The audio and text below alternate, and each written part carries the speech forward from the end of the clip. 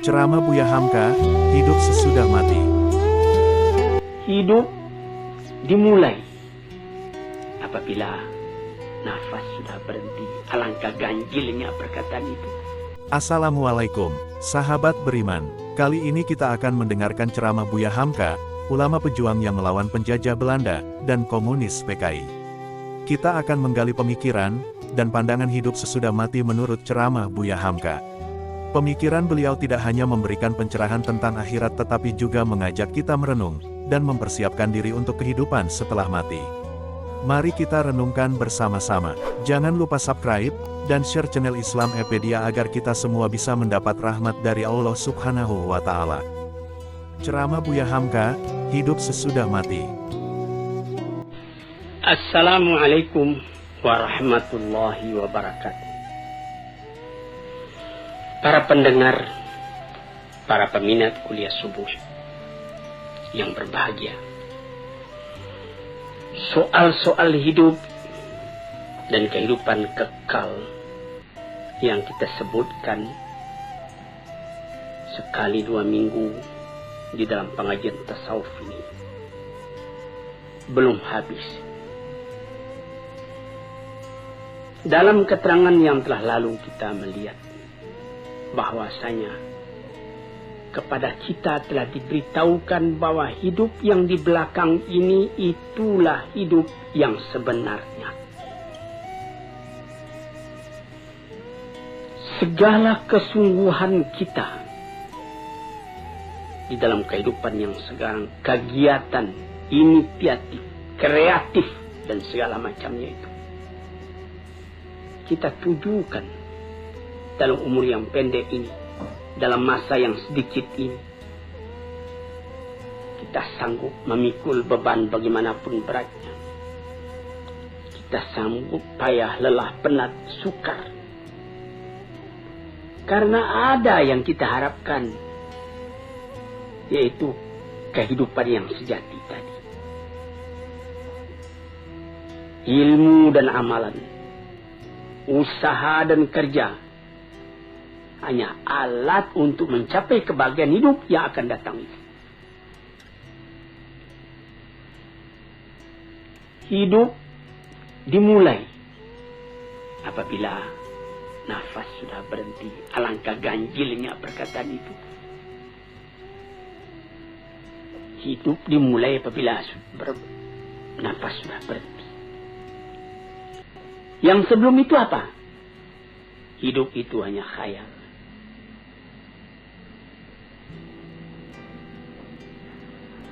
Hidup yang mengumpulkan di antara hilangnya yang disukai, yang tidak disukai. Hasilnya tercapai apa yang dicintai. Kesucian. Kita tidak pernah kehilangan yang dicintai itu. Ketentraman, kesenangan, kebahagiaan. Itu yang dituju. Hasilnya ilmu dengan kehidupan yang demikian, tidak ada kabar yang lain yang kita terima melainkan kabar dari Tuhan, yang disampaikan dari tangan pertama dari orang yang paling sempurna akhlaknya, paling luas ilmunya, paling benar katanya, yaitu Nabi SAW dan nabi-nabi yang dahulu dari dia. Sejak dari Nabi Adam, Idris, Nuh, Ibrahim, Ismail, Ishak, Yakub, sampai kepada Yusuf, sampai kepada Musa, sampai kepada Isa, sampai kepada Daud dan Sulaiman dan lain-lain. Nadanya sama. Mengatakan hidup yang sekarang ini baru khayal, hidup yang sejati nanti.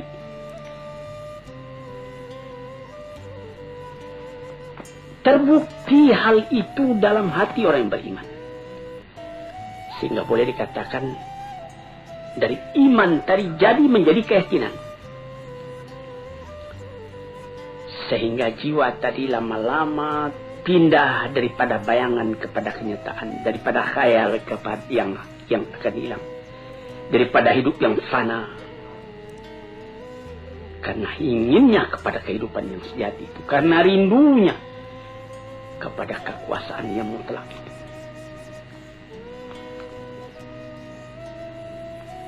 Kerinduan itulah yang menimbulkan nilai kepada hidup yang sekarang. Karena pada hidup yang sekarang ditentukan kebanggaan hidup yang akan datang itu.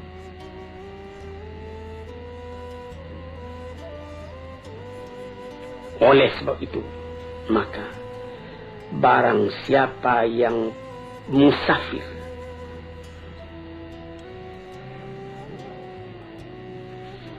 menuju kepada kehidupan yang bahagia itu, dia tidak merasakan lagi bagaimana pahitnya jalan yang ditempuh.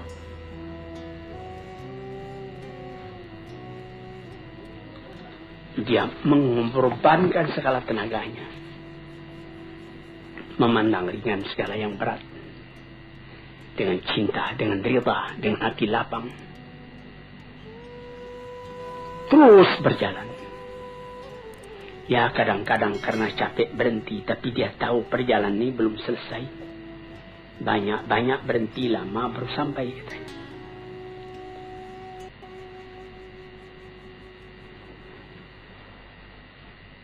Tuan-tuannya saat yang terhormat,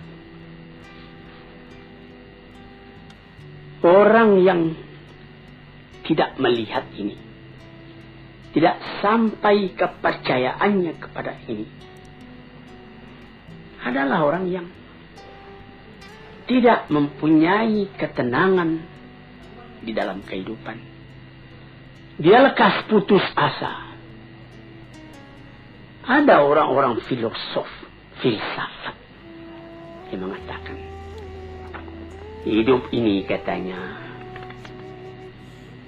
ialah meminta kepuasan.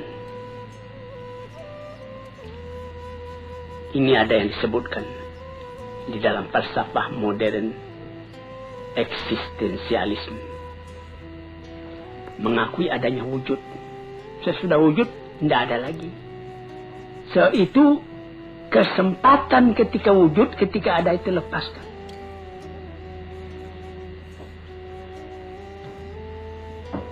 Karena apabila kita telah mati katanya, sama saja. Seorang filosof yang tinggi, seorang ulama yang besar, seorang perampok, seorang pergayul, seorang yang tidak apa-apa, apabila telah kembali ke tanah, jadi tanah.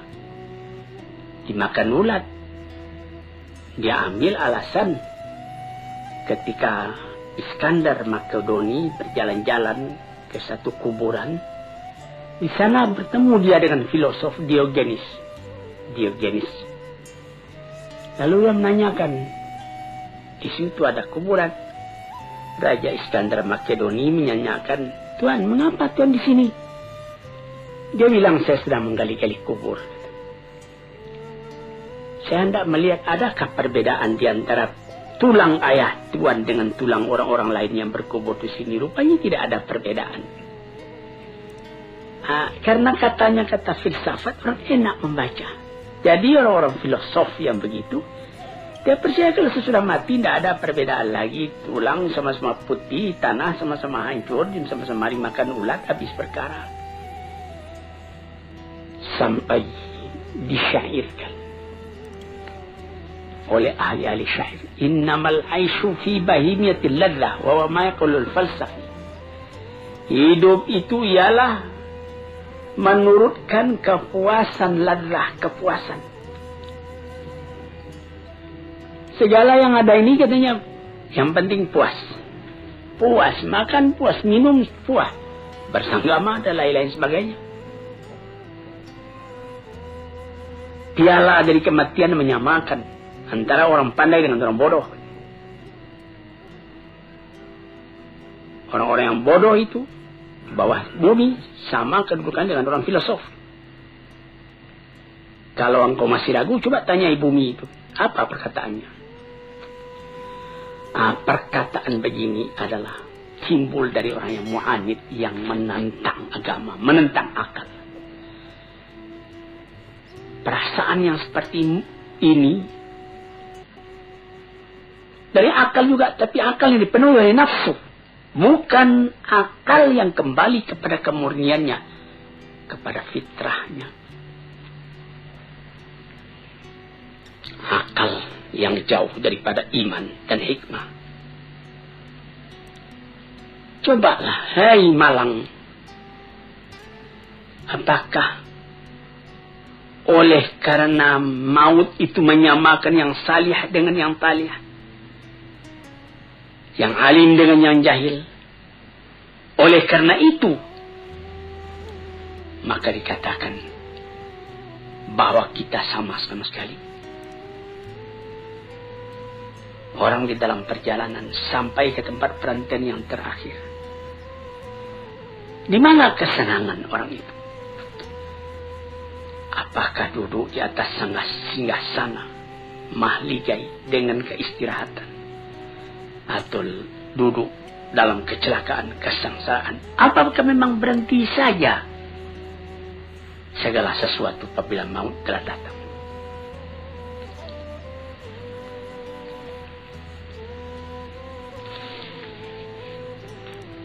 Tanyakan katanya kepada bumi, kata Ad-Sa'ir tadi. Kita sudah tanyakan kepada bumi dengan renungan dan menungan. Memang di dalam bumi berkumpul segala tubuh, segala badan, tulang-tulang. Kafir dengan iman berkumpul, nasab keturunan berkumpul. Tetapi kalau sekiranya mertiangga hingga itu saja, guna apa agama ini semua? Apa kita semua akan memutuskan saja habiskan segala agama? Orang mengatakan habiskan segala agama, kemudian dia membuat agama sendiri. Seumpama ketika terjadi serangan besar-besaran dari Hitler menuju Rusia, nyaris saja Rusia kalah waktu Stalin masih hidup. Apa yang dikerjakan lebih dulu oleh orang-orang pengikut Stalin, oleh orang komunis ketika itu?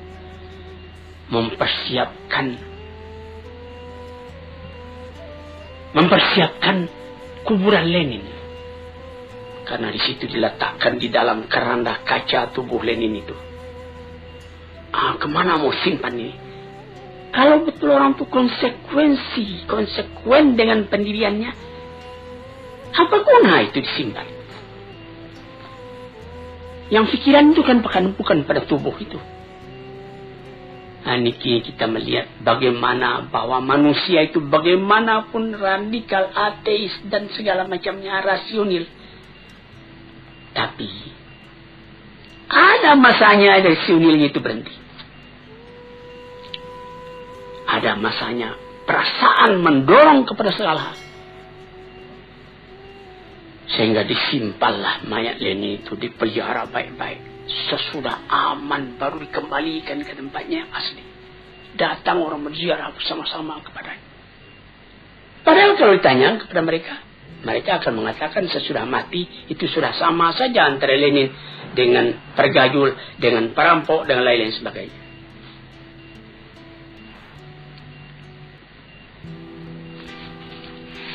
Jadi kalau kita hendak menanyakan bagaimana sebenarnya manusia sesudah matinya,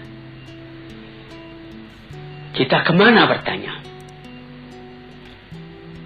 Orang yang beragama sudah jelas menjawab kepada Tuhan, kepada Rasul-Rasul, kepada Musa, kepada Isa, kepada Yusuf, kepada Daud, kepada Sulaiman, kepada Muhammad, kepada Nuh, kepada Ibrahim. Akan sepakatkah semuanya itu nabi-nabi itu menegakkan bohong dalam alam ini? Kita tanyakan juga kepada orang-orang yang mengalami rasa kejiwaan yang mendalam, menjadi khalifatullah di muka bumi. Dan tanyakan juga kepada Quran.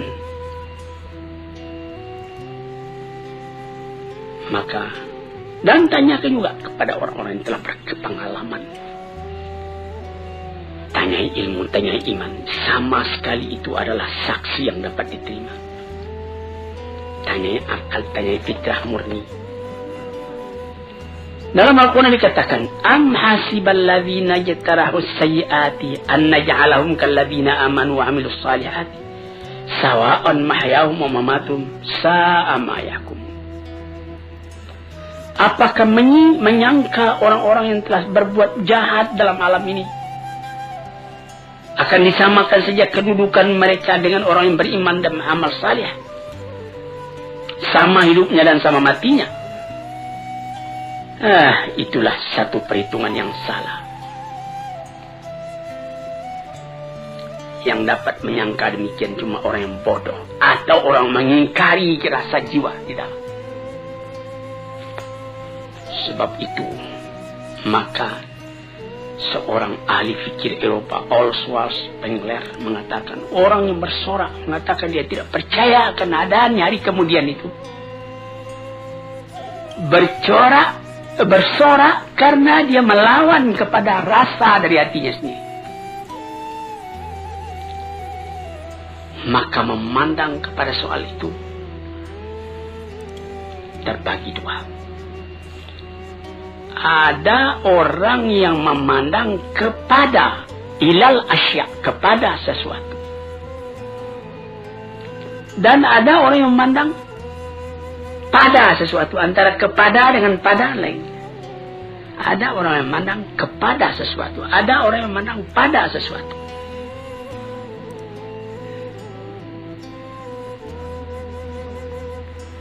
Orang yang cuma memandang kepada sesuatu, menjadikan sesuatu semata-mata objek, maka pikirannya dan hatinya lama-lama pecah belah. Dia tidak dapat mengambil kesimpulan. Pandangannya cuma dengan panca indera, tidak akan memberikan faidah kepadanya. Li'annahu lima faqad al-ikhtiyar awalan fa innahu faqad al-ikhtiyar tsaniyan. Karena dia tidak dapat memilih sejak pertama sampai kepada yang seterusnya, tidak ada pilihan lain. Tetapi orang yang memandang pada sesuatu, bukan kepada sesuatu. Pandangan yang tadi membawanya menyeberang kepada rupanya dan hakikatnya dan maksudnya. Ini apa? Dari mana ke mana?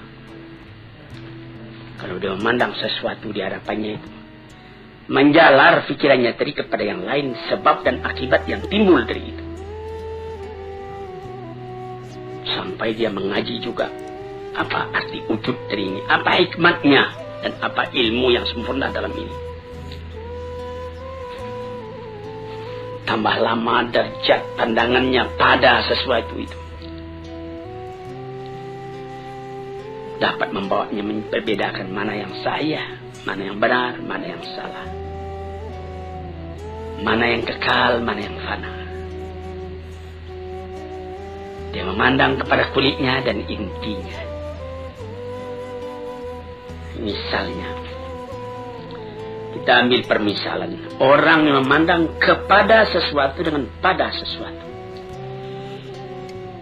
Kalau dia memandang kepada sesuatu, terbujur mayat di hadapan matanya, dia lihat ini tubuh akan dimasukkan ke dalam kubur. Sesudah dalam kubur dia akan cair, tidak ada apa-apa lagi. Filosof masuk ke dalam cair, hancur jadi tanah. Psikolog masuk ke dalam kubur, hancur jadi tanah. Dia memandang itu, tidak ada artinya. Tapi kalau dia pandang kepada sesuatu, ditukar dengan pada sesuatu, dia lihat, dia bawa kepada dirinya sendiri. Bercerai nyawa dengan badan. Apakah arti perpisahan itu? Apakah yang dikatakan oleh Suhrawardi, filosof dan ahli tasawuf yang besar? Dia mengatakan, badanku ini mengurung keadaan hakikatku yang sebenarnya. Aku terikat dalamnya. Tapi apabila aku mati, artinya perceraian antara hakikatku yang hidup dengan badanku yang akan jadi tanah. Aku tidak mengenal mati. Aku aku melihat lagi kehidupan yang terus yang disebutkan oleh Jalaluddin Rumi di dalam pengajian tasawufnya, sampai mencapai tingkat yang paling tinggi, dan kemudian diluaskan lagi oleh Iqbal bahwa apabila beliau manusia itu mati, dia akan mencapai tingkat kesempurnaan yang paling tinggi.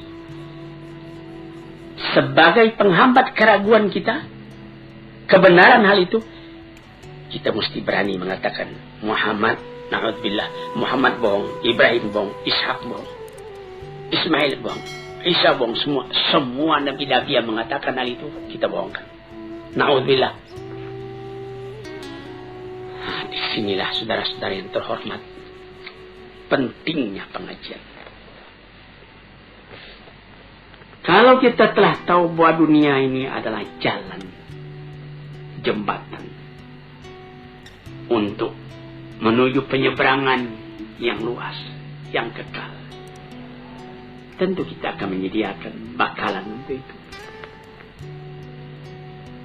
Dia tidak akan kekal di sini. Dia akan meneruskan perjalanan kepada tempat yang lain, tempat yang kekal, tempat tinggal. Manusia dipanggil ke sana, dan mesti sampai ke sana dengan persiapan hidup yang sekarang ini, mengerjakan yang dimerintahkan Allah, menghentikan apa yang dilarang, yang disampaikan oleh nabi-nabi dengan isyarat, dengan bukti.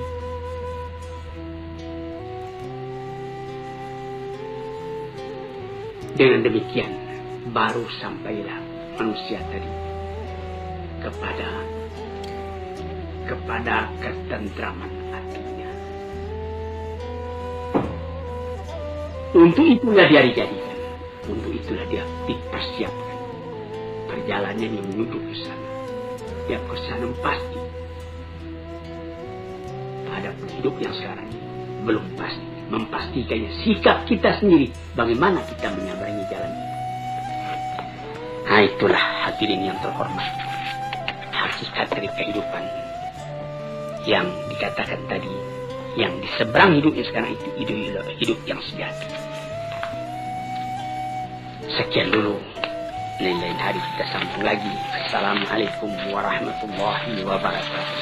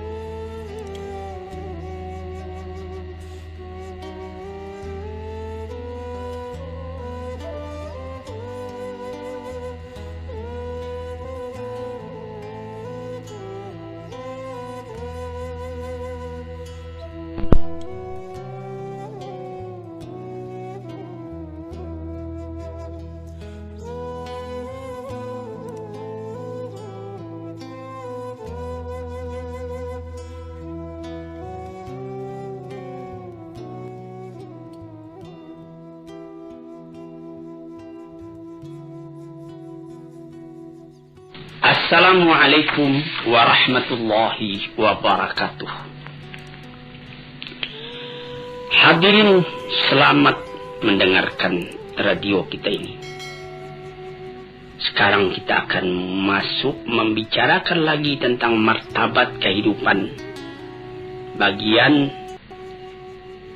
yang akhir daripada keterangan tentang hidup itu. Hidup yang kekal,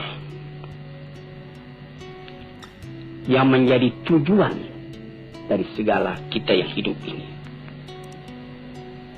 Hidup yang dikejar oleh tiap-tiap orang yang sadar akan arti hidup sendiri. Itu orang berlomba menempuhnya. Itu ialah hidup sesudah mati.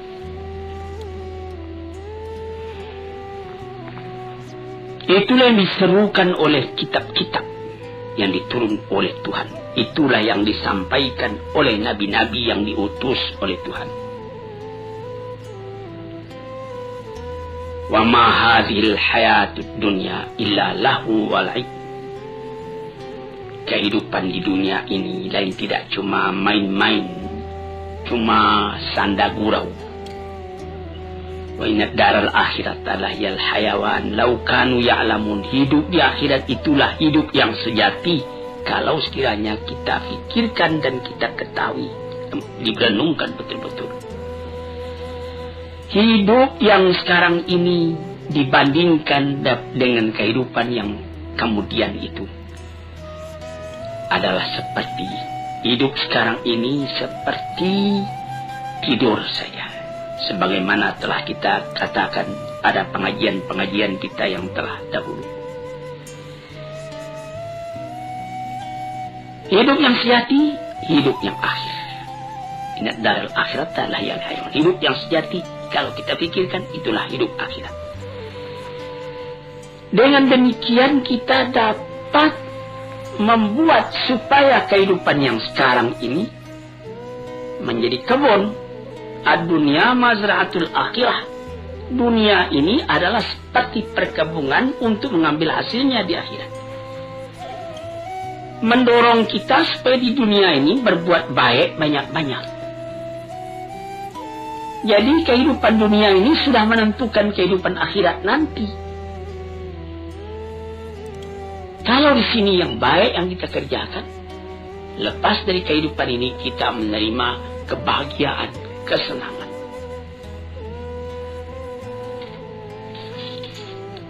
Nabi Muhammad sallallahu alaihi wasallam pernah memisalkan, apa kata beliau? Mat dunya fil akhirati illa kama yudkhilu ahadakum isbi'ahu fil yami falyanzur bima tarja. Kehidupan di dunia ini jika dibandingkan dengan kehidupan akhirat, kata beliau, hanyalah seperti seorang yang mencecahkan ujung telunjuknya ke dalam air, ke dalam laut. Kemudian dicabut kembali, basah. Basah yang sedikit di tangan itulah yang hidup di dunia ini. Berapa luas lautan lagi? Tidak dapat kita tentukan berapa dalam bertambah luasnya dibandingkan dengan yang air yang tinggal di ujung jari kita tadi. Ada dikatakan juga tanaffasatil akhirah. Hari akhirat itu menafaskan jiwanya. Jadi seperti kita satu di antara nafas itu yang sekian ribu kali kita nafaskan siang dan malam selama hidup kita. Satu kali kehidupan itu ada nafasnya. Seumpama itulah bilangan dunia ini dibandingkan dengan akhirat yang akan kita dapati. Berapa ribu kali sehari. Begitu. Yang sekali itu, itulah hidup. Hidup yang sekarang ini. Maka orang yang pandai memakaikannya, nafas yang sejenak itu dapat dipakainya dengan baik, dan dia beramal menurut itu, atau dia menukikkan dirinya masuk ke dalam air lautan sehingga basah ujung jarinya. Itulah bagaimana cara membasahi, bagaimana cara bernafas. Pikirkanlah, apabila kehidupan orang yang beriman, orang yang beramal salih di dunia ini merasa lapang, merasa bahagia, merasa tentram, apa jadinya kalau sekiranya dia telah lepas daripada penjara dunia ini, bercerai nyawa dengan badan dia masuk ke alam barzakh? Apa perasaan pada waktu itu? Pada lahirnya kelihatan tubuh dimasukkan ke dalam bumi, asal tanah pulang ke tanah, air pulang ke air. Tapi yang roh itu terlepas dari ikatannya. Seperti kata Suhrawardi, seorang sufi yang besar, seperti burung di dalam sangkar, dia berkicau, dia ingin keluar. Kemudian sangkar terbuka, burung pun terbang. Sangkar kosong, burung bernyanyi di tempat yang luas. Demikianlah roh apabila keluar dari badan. Setelah mendapat kelapangan di alam barzakh, bagaimana lagi kehadapan di Darun Naim, di negeri yang indah, di tempat permakaman yang tidak akan hilang. Apalagi dikatakan bahwa yang jadi inti kebahagiaan di dalam surga Jannatul Naim itu ialah melihat wajah Tuhan. Wujuhu yawma idzin nadhirah. Muka pada waktu itu berseri-seri. Ila rabbiha nadhirah. Karena pada hari itu kita dapat memandang Tuhan. Tidak ada kebahagiaan yang lebih tinggi daripada itu. Sehingga pernah ditanyakan orang kepada Rabi'atul Adawiyah, bagaimana pandangan Tuhan tentang neraka, tentang surga. Pandangan saya cuma satu, memandang wajah Allah. Dimanapun aku ditempatkan, aku dapat memandang wajah Allah. Itu 1000 kali lebih daripada surga.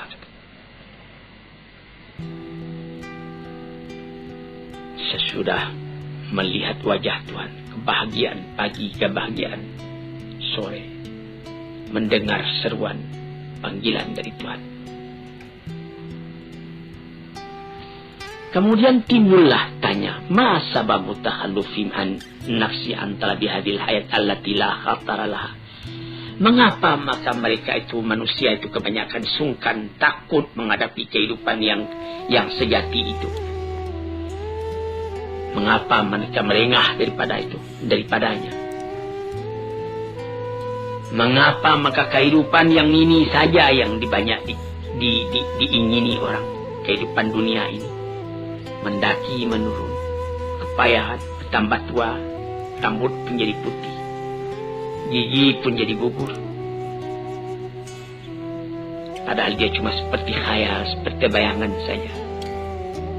Apakah karena salah menggambarkannya di dalam hati, atau karena perasaan sendiri telah tumpul, atau karena tidak percaya kepada kehidupan itu, atau karena akal kita sendiri tidak beres, atau karena tertarik dengan barang yang ada di dunia ini yang mesti lepas dari kita, atau kita yang meninggalkan dia mati lebih dulu, atau dia yang meninggalkan kita. Ibarat berniaga, tidak saja beruntung, rugi pun ada. Ini jawab. Apa jawabnya? Ya, sama sekali itu sebabnya. Pertama, karena salah menggambarkan. Yang kedua, karena tidak mau percaya. Yang ketiga, akal sendiri tidak murni. Yang keempat, kita terpengaruh oleh barang yang dilihat, tidak tahu bahwa penggantinya lebih baik dari ini. Dan sebab yang paling utama menyebabkan kita tidak memikirkan hidup demikian itu ialah dhaful iman, lemah iman. Iman ini yang mesti diperkuat, karena iman itulah yang jadi roh dari segala amalan. Iman itulah yang membangkitkan semangat kita buat bekerja, mengerjakannya lebih baik. Iman itulah yang mencegah kita mengerjakan yang buruk. Dengan kekuatan imanlah baru terasa wibawa dari pengaruh perintah Allah dan larangannya. Sehingga kita karena iman tadi tidak merasa payah buat mengerjakan yang baik.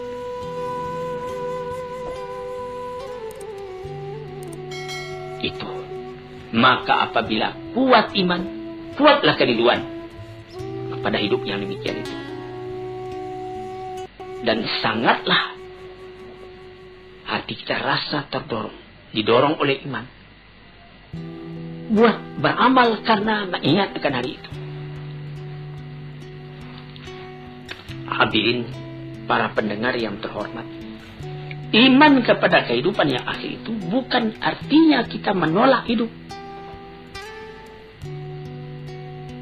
Bukan menyuruh kita cuma sembahyang saja dari pagi sampai sore, sampai petang, sampai malam, sehingga tidak tidur lagi. Bukan. Apabila kita bekerja, misalnya bekerja di kantor, bekerja di ladang, bekerja berniaga, pasangkala itu dengan iman, itu nanti menjadi amal juga buat persediaan kita menghadapi akhirat esok. Penutup, ceramah Buya Hamka mengajarkan kita untuk hidup dengan kesadaran bahwa setiap amal perbuatan kita di dunia ini akan membentuk takdir di akhirat. Persiapkan diri dengan kebaikan dan ketakwaan, dan jadikan hidup ini sebagai peluang untuk meraih kebahagiaan abadi. Terima kasih telah menyaksikan video ini. Jika Anda menemukan nilai-nilai yang bermanfaat, jangan lupa untuk like, share, dan subscribe. Mari bersama-sama merenung dan mempersiapkan diri untuk kehidupan setelah mati. Sampai jumpa di video berikutnya, dan semoga kita semua mendapatkan kebahagiaan di dunia dan akhirat. Amin.